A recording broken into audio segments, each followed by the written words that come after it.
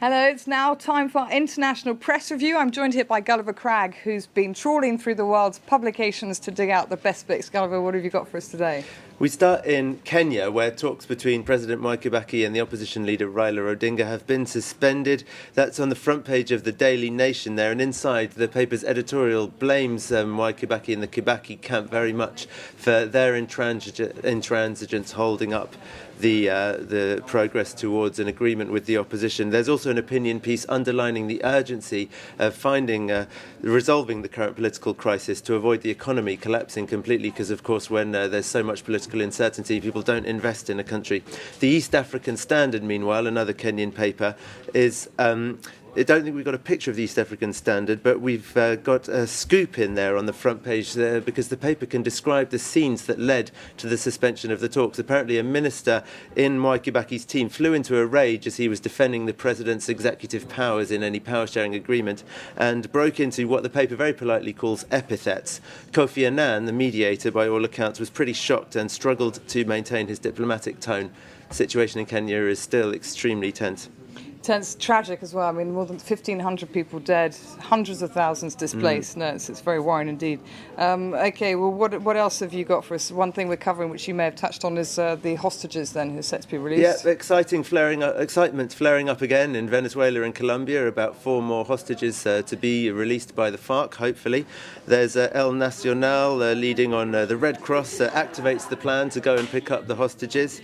But it doesn't seem that the Venezuelan president, Hugo Chavez, is reaping all that much benefit in the media from his mediation. El Nacional also gives a lot of prominence to another story about drugs, cocaine in particular, being trafficked out through Venezuela into the Caribbean. Apparently there's more and more of it going through Venezuela. Meanwhile, in Colombia, El Colombiano chooses today to publish an editorial about the failure of Hugo Chavez's economic policies and food shortages in Venezuela, which the paper says is causing him to tone down his grandstanding rhetoric a bit and focus a bit more on the economy back home rather than on his antagonistic relationship with Bogota.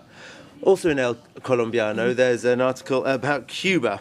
This paper is clearly no friend of radical left-wing firebrands. It says the new Cuba is not the new Cuba. The generational change that Fidel Castro promised is clearly not happening. He said it was time to leave things to younger leaders, but in fact, the average age of the country's leadership is still 71. You've got pictures there of all the leaders with their respective ages. I think the youngest guy that Raul Castro announced was 72. Oh, really?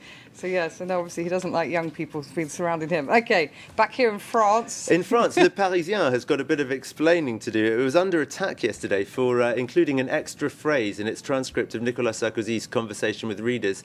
If you saw in the press review yesterday, I said that Nicolas Sarkozy had apologised to readers of the Parisien, or at least expressed regret, saying that he should not have insulted the guy at the agricultural fair, who he insulted when the guy refused to shake his hand. But apparently in the actual conversation with Parisien readers, he didn't express regret. He didn't say he shouldn't have said anything. He thought afterwards that it would have been a good thing to say, and his advisors said to the Parisien, could you include that in? And Le Parisien, defending itself in an article today, says that it thought that if that was what the president really wanted to express, and that was now his official line, that it ought to include it, even if he didn't actually say it spontaneously in the conversation. No remorse then from the French president for calling someone at the agricultural fair an idiot, to use it in the lightest total term. Jerk, or there's various different translations been offered. OK, Gulliver Cragg, thank you very much for that. That's it for this International Press Review.